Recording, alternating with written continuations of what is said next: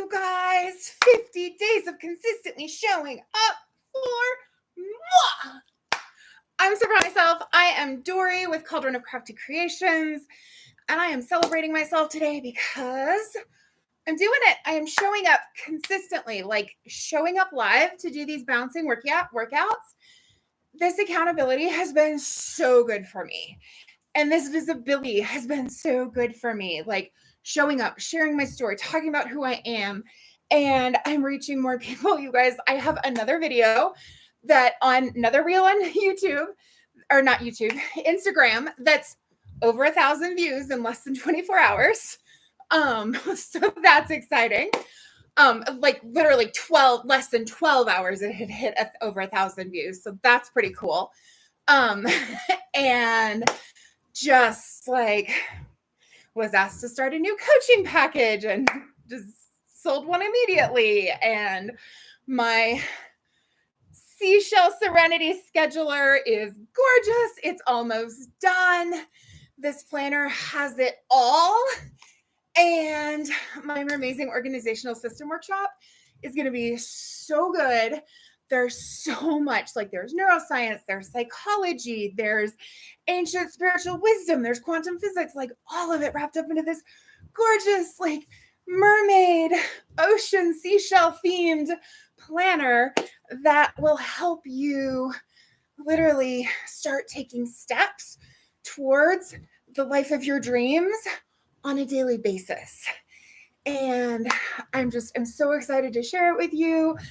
The 2 members of my Moon Magic and Manifestation portal have seen like the advanced copy before I added more to it, and they think it's gorgeous and they love it. And they're super excited for the classes, which are next week on the 19th and the 24th. Either the 23rd or the 24th. I can't remember. I think it's the 19th and the 24th. And they'll be at 2 p.m. Mountain, which is 4 p.m. Eastern. So one of them is on a Tuesday and one of them is on a Sunday. So hopefully that will be able to be available for people from different time zones and different, work schedules and things like that. So really excited to teach that class. It's going to be magical and fun. And so that's the plan with that. And oh my gosh, today has been amazing. Got up early, meditated. I did some writing, which is something that I've been putting off. And so I sat down and did some writing today. So I'm really proud of myself for working on that. I went to the Joy Challenge with Kayla and Lisa, which was really excellent. And I started my homework for that. I have that to finish. I cooked some really delicious, what I call my chicken soup quinoa. Doesn't have anything related to chicken soup other than the fact that it makes the house smell like chicken soup when I make it. So it's quinoa.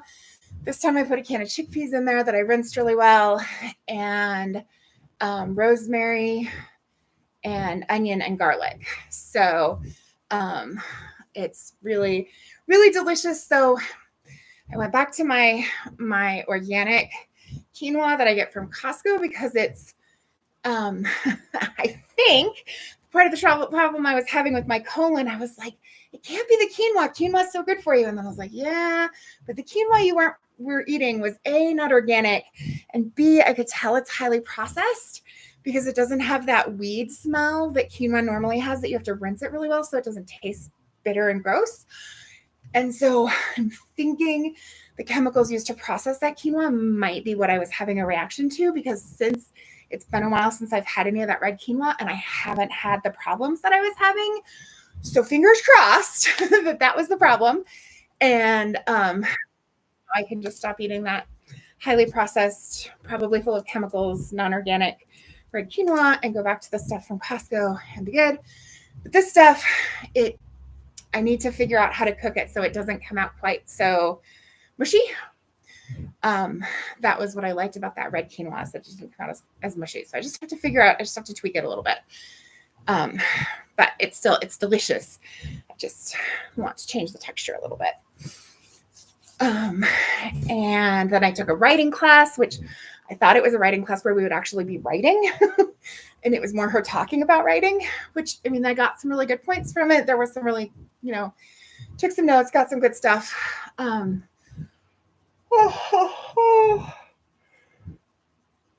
didn't actually work on writing any of my own pieces, which is kind of what I was expecting it to be. So, and I had a call with a friend and got to know her better. And she shared this really amazing AO scan stuff with me, which is like energy healing, frequency healing, taking it to the next level. And she ran a couple of scans on me. It does a scan of your voice. And based on your voice, it can tell you what is out of balance. And sent me the report, and I read through it, and I was like, that's accurate. That's accurate. That's accurate. Yeah, okay. So I've been playing the music to rebalance that. And so somebody rang my doorbell, and it was the second time I had the doorbell rung unexpectedly today. I very rarely have people show up and ring my doorbell without me, expecting them. And so it's like, what in the world? And it was the second time that I was like, didn't see anybody approach my front door. What's going on? So the first time the guy was at the front door, and I didn't see him walk up because I was engrossed in what I was doing. I mean, he was here from Norco to pick up something. So that was, I was kind of like, why didn't I get a call first? And he was like, you probably have a voicemail from me. And I was like, okay, yeah, my phone was off because I was on a call. So the second time, it was at the end of the writing class. It wasn't quite over yet, but it was more her talking about her program that I'm not interested in joining at this point. So, I get up and I walk over to where I can see the window in the back door, and there's so the doorbell rings. So I get up, and as I'm getting up, they start knocking, and I'm like, wow, you just rang the doorbell and you're already knocking on the door, which was a little bit like, and so then I look, and it's somebody at my back door, which is always weird. Woohoo! Thank you, Kathleen. Yes, bouncing louder, getting less out of breath and able to bounce faster and higher and get bigger intensity. But anyway, so I look out, and there are two women standing at my back door, and I'm like, and and they kind of wave to me through the window, and I wave, and I walk over there, and I open the door. And sure enough, they're wanting to invite me to the celebration of Jesus's death, handing me their pamphlet. And I was like, I'm very familiar with Jesus's death, and I have my own very strong spiritual practices, but thank you very much, and have a wonderful day. And they were kind of like, okay, thank you, goodbye. And it brought back memories, because I remember as a little kid, my mom would see them coming. She'd see that they're knocking on doors down the street. And so we would turn off all the lights and lay on the floor to hide, so that when they knocked on our door, they would think we weren't there. And I'm like, it's so that's such a passive aggressive response. But and there's so many different thoughts on this. And I work really hard not to judge people and to be like, okay, we all came to have our own experience, and we all have our own beliefs. And I was actually at a gathering of people just, discussing different spiritual texts that we were reading many years ago. And made a comment about how frustrating it is when people are proselytizing and trying to convince me to believe what they believe. And I'm like, I don't agree with you, and I'm not going to change my mind. And he was, I really respect those people, because it does tell them in the Bible that that's what they're supposed to do. And I was like, that's true. It does. And so that kind of put a different perspective on it for me. And, and I have friends who are Jehovah's Witness, and I have friends who are Mormon, and, I've gone on their missions and things like that. And while I do not agree with those beliefs, very vehemently opposed to their beliefs, because I think they actually do a lot of damage. I know they do a lot of damage to especially women and children. And so have, and have had my own issues with, I wasn't raised in a church like that. My mom well, we went to the Christian Science church for a while when I was really little, because my grandmother became a Christian Scientist, and I loved it. And then when my brother was born, he had an underdeveloped esophagus, and so he was puking all the time and crying and throwing up and sick. And so my mom couldn't leave him in the nursery, so we quit going to the Christian Science church. And what I remember of the Christian Science church was just this very loving community. And I know that the Christian Science church gets a bad rap because of their beliefs about not going to doctors. And I'm not going to go into that because that's like a whole completely separate thing.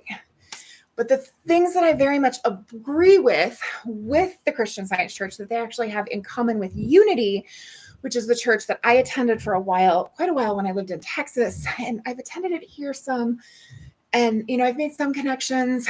It just, I don't know, it just doesn't, it now, and it's the same time as my weekly family Zoom call. And so I don't go. But anyway, some of the things that Mary Baker Eddy, and who was the founder of Christian Science Movement, and then Myrtle and Charles Fillmore, who were the founders of Unity, is they believe that we're co-creators with God. And so many of the books that were excluded purposely from the Bible that were written about Christ and written about, Old Testament times and during, the writing about Jesus and his teachings are the things where, Jesus talks about how the least among you can do everything I do and more, because we all have that God within us. And the men of the church intentionally excluded that from the Bible because it was not convenient for them to have that information in there, because they wanted to be the intermediaries who could control people. And if we look at what different religions have done over time, they are very, very big on controlling people, telling people how to believe, telling people that they have to go through this church and whoever's the leader of the church, usually a man, and have to do what they're told. And it's so much about controlling people and controlling what people believe and how people act. And that's not what Jesus taught. That's I don't call myself a Christian anymore because so many of the people who call themselves Christians are saying and doing horrible, horrible, hateful things and murdering in the name of Jesus. And that's not what Jesus taught. We actually go back and look at like the Gnostic texts and some of these texts that were excluded from the Bible, Jesus taught a lot of the same thing that the pagans, that the goddess religions taught before him. And the church took those out because they didn't want that stuff. They didn't want that stuff that empowered women and empowered individuals. They wanted the stuff that they could control people with. And so, I'm a very spiritual person. I have very strong connections of spirit. I have a strong connection with Jesus and other ascended masters and angels and spirit guides and ancestors. And I do, I occasionally attend my, the Unity Church, which is a non-denominational Christian church.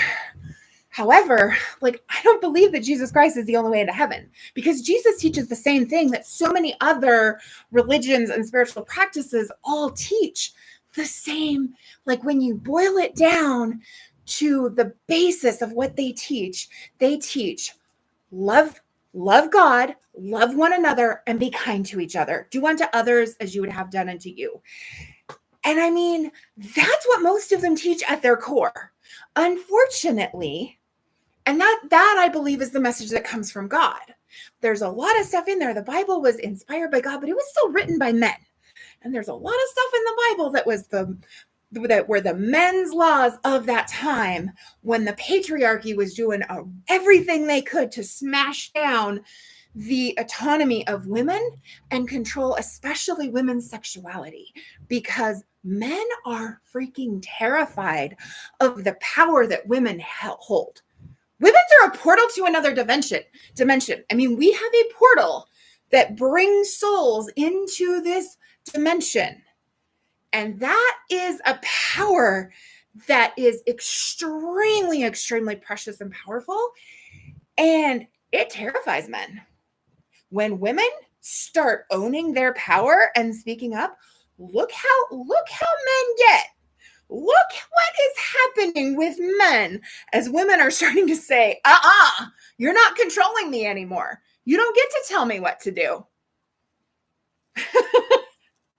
And that is very threatening to men. And men, through this, the patriarchy, they have had a very entitled, very toxic masculinity. Not all men. This is not, and there are many, many wonderful men out there.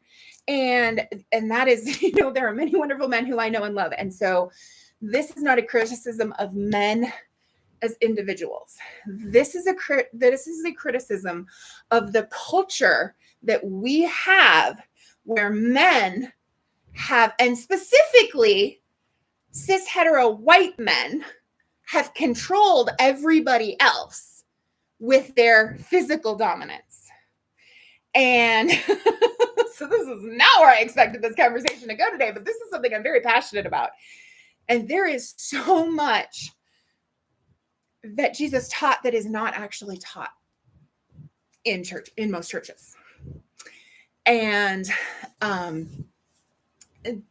there is so much history of where Jesus learned and developed a lot of what he taught. Because it talks about Jesus as a baby, and it talks about the Star of Bethlehem. And then it talks about Jesus when he was doing his teaching in his 30s. But there's that whole missing time. And there is documentation.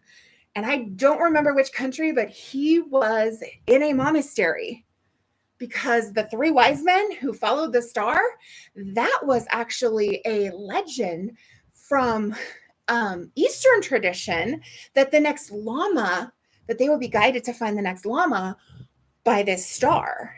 And so the story of the three wise men coming to bring the gifts to Jesus, they were bringing the gifts to him because he was prophesied as their next Lama and brought back with them to study in their monastery. And it's somewhere in the Himalayas. And so there's, and there's all this, there's so much stuff that's coming out now that has been hidden and squashed, and it's still being hidden. And, I've had conversations with a couple of people, and I had a conversation with somebody just in the last couple of months, and I was telling her some of this stuff. She's like, "Are you serious? I've been lied to my whole life." I'm like, "Yeah, you've been lied to your whole life." And she was just furious, but she was also like, "Oh my gosh, I'm so glad I met you so I could learn this stuff. Like, this is amazing." And there's so much that comes from God, Goddess, the great I am, Spirit Creator, that has been given to shamans in native tribes around the globe. And so much of the traditional beliefs of these different native tribes, so many of them boil down to very similar philosophies. And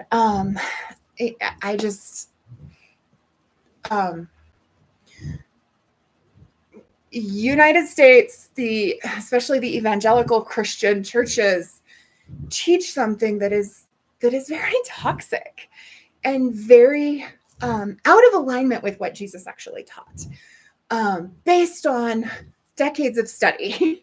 Because I was raised, I learned about Christian Science, I learned about unity. My aunt had gifted my mom the subscription to the Daily Word, which is a publication by Silent Unity. It's put out. And I remembered reading them all the time because they were always laying around. What I didn't remember is that my mom used to read those to my brother and I before we went to school in the morning when we were little kids. And what Unity teaches is that God is love. And that's all that there is. And so there's either God, which is love, or there's the absence of love and God. And so what some people call evil is just that absence of God and love. And we are all filled with that love from God. And the more we align with that love, the more we feel God's presence and have these miracles in our life, which are also aligning to natural law. And so these natural laws, just like gravity, which science is now finally catching up, and quantum physics and neuroscience are finding that so many of these things that have been taught, that were taught by Buddha and Jesus and Krishna millennia ago, and now they have scientific proof for it. Just like we now have scientific proof for things that, Galileo discovered and Newton discovered many years ago. And you know what? I have read on my YouTube channel and in Jessica's book club on Facebook from the Book of Secret Wisdom, which talks about all of this, how all of the religions, all of the philosophies, and all of the sciences are based on this text, which is the world's most ancient, most sacred text. It's called the Book of Secret Wisdom, and it's not an actual physical book so much as it's not even really sure how to describe it, as like light codes or something. And it's kept in Shambhala, which is deep in the heart of the Himalayas, and 2 people per century, which in their term, century is 60 years. 2 humans per century are allowed to get a glimpse of parts of that text. And they're they have to, there's very limited in what they're allowed to share with humanity. And it's basically what humanity is ready to learn at that time, or maybe not quite ready, but like ready to have that like pattern disruptor, that like new information shown up that everybody goes, what? That can't be true. No, the earth isn't round. The earth is flat. Well, no, now we have scientific proof that the earth is round, and so, anyway, I have that book and I'm like, I can't reach it. It's across the room right now, but you can go to the playlist too. And I have 2 videos, which I do plan to continue reading some of that. I just have had a lot of other stuff going on. And I also was talking about with my friend Jessica, actually, as a matter of fact, about the books that were not canonized into the Bible. And she goes, wait, do you know all of them? And I was like, well, I know, the Gospel of Thomas is one, and there are others. And somebody else came in and had a recommendation of it. And I still had gift card money on my gift card from Christmas. And so I bought myself a Kindle edition of that, which is the complete 54 book Apocrypha of the books that were excluded from the Bible. So I'm excited to start reading those as well, and, continue and deepen this study that, and if you study like Gnostic Christian beliefs, they talk about, Jesus taught about the goddess Sophia. I know most people are going to be like, no, he didn't. Yeah, he really did.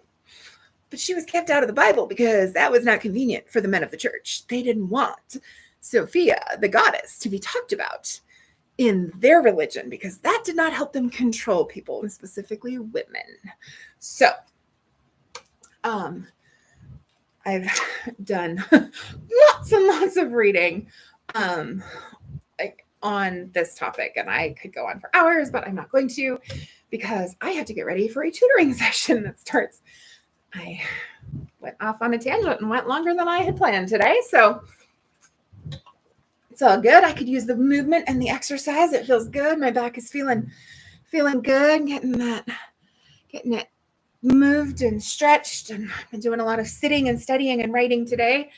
It was good to bounce and move, and